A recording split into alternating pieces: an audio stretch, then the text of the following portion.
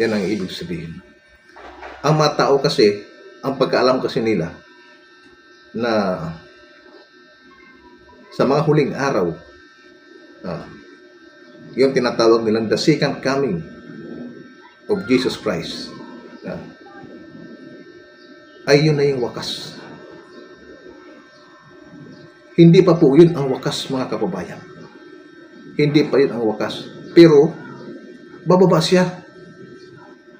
Nakasama niya ang kanyang mga anghel. Na yung pagbaba niya na yun, nakikita siya sa alapaap ng mga tao. Kaya nga sinabi niya sa banal na kasulatan na kung paano ang kanyang pag-akyat, na nakikita siya ng mga tao, gayon din ang kanyang pagbaba. Na makikita rin siya ng mga tao. Pero hindi pang wakas.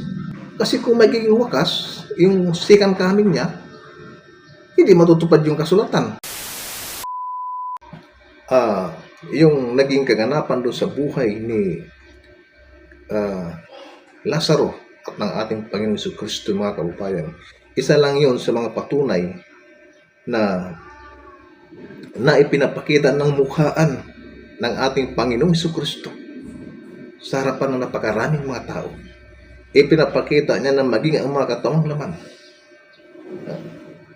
ay maaaring mabuhay magpakailanman sa ibabaw ng lupang ito. Yan po ang ibig sabihin. Bakit ko sinabing mabuhay magpakailanman? Dahil po sa muling pagparito ng dakilang Kristo ay paghaharian niya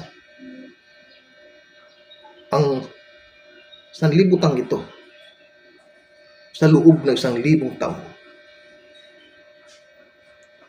Kung ang gagamitin kaorasan ng ating dakilang Kristo ay ang kaorasan ng langit,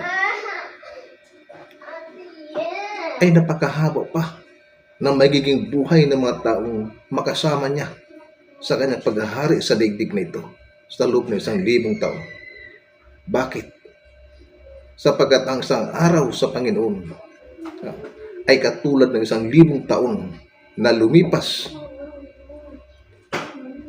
dito sa ibabaw ng lupa.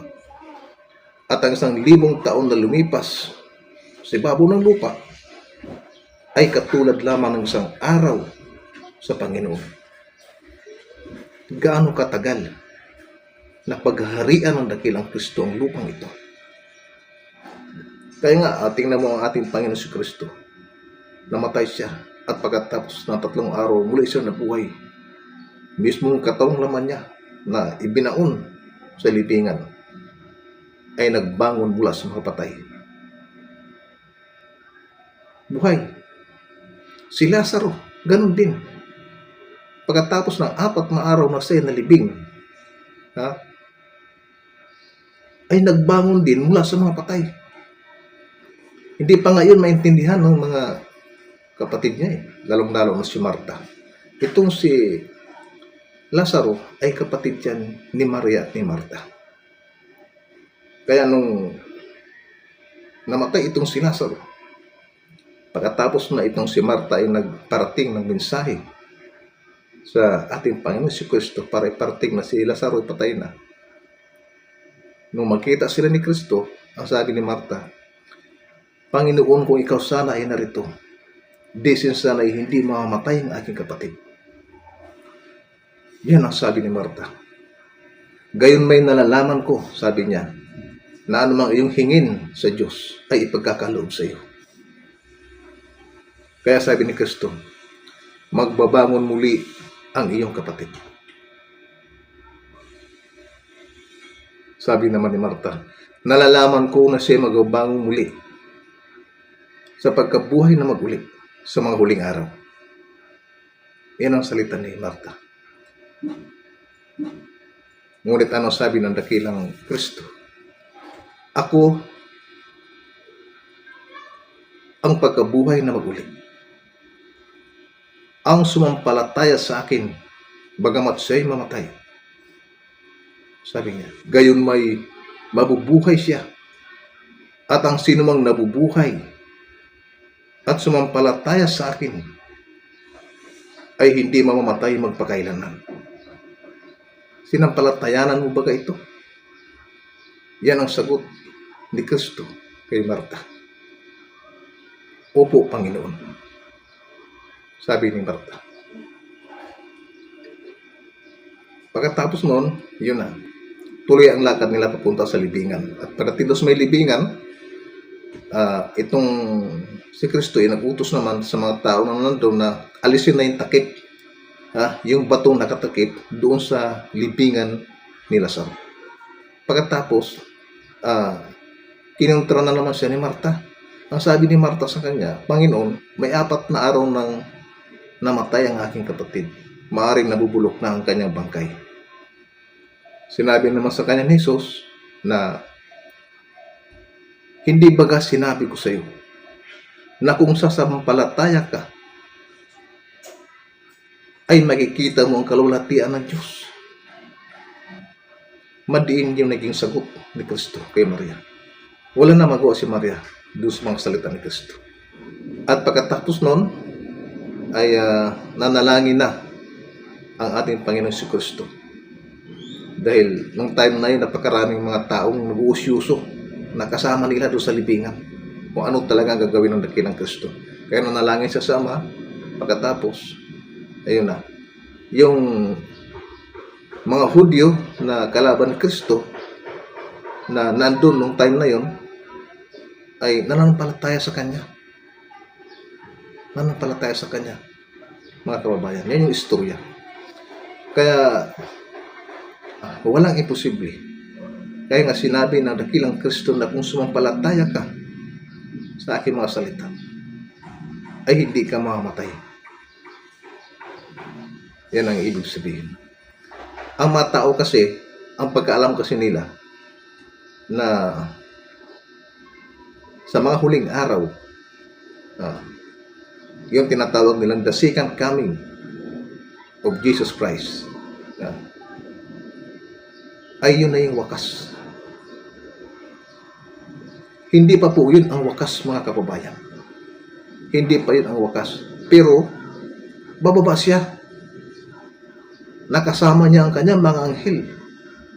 Na yung pagbaba niya na yun, nakikita siya sa alapaap ng mga tao. Kaya nga sinabi niya sa banal ng kasulatan na kung paano ang kanyang pag-akyat, na nakikita siya ng mga tao, gayon din ang kanyang pagbaba. Na makikita rin siya ng mga tao. Pero hindi pang wakas.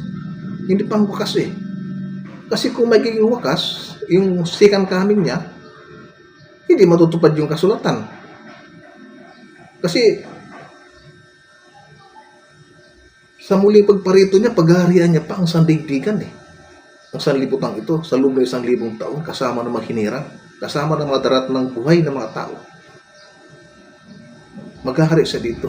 Samantalang si Satanas naman ay nakakulong sa kanyang bilangguan.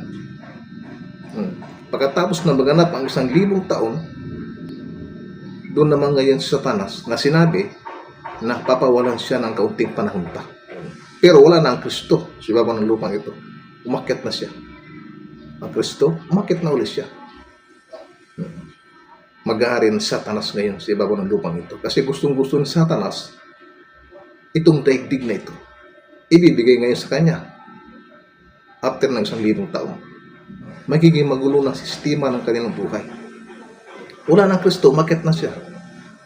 At sandali pa, bababa na ang dakilang Kristo na nakalukluk na siya sa kanyang luklukan. Yun na yung bagong Jerusalem na binanggit din sa Apokalipsis na at nakita ko ang bayang banal, ang bagong Jerusalem na nananaog, sabi, mula sa Diyos.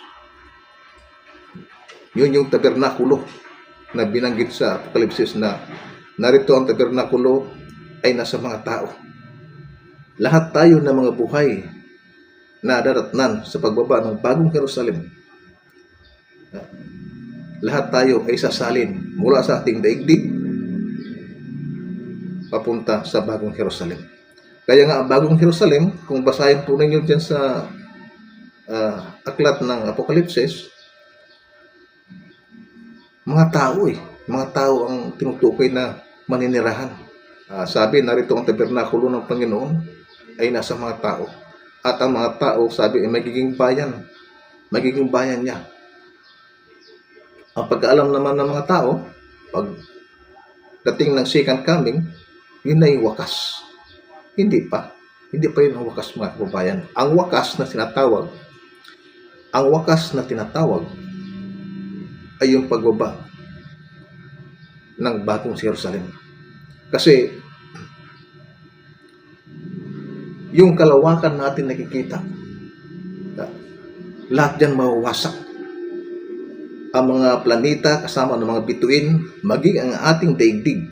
Ang daigdig natin ito, na binanggit dyan, ay walang kalalagyan. Walang kalalagyan. Magiging apoy po ang daigdig na ito pagdating ng panahon sa pagbaba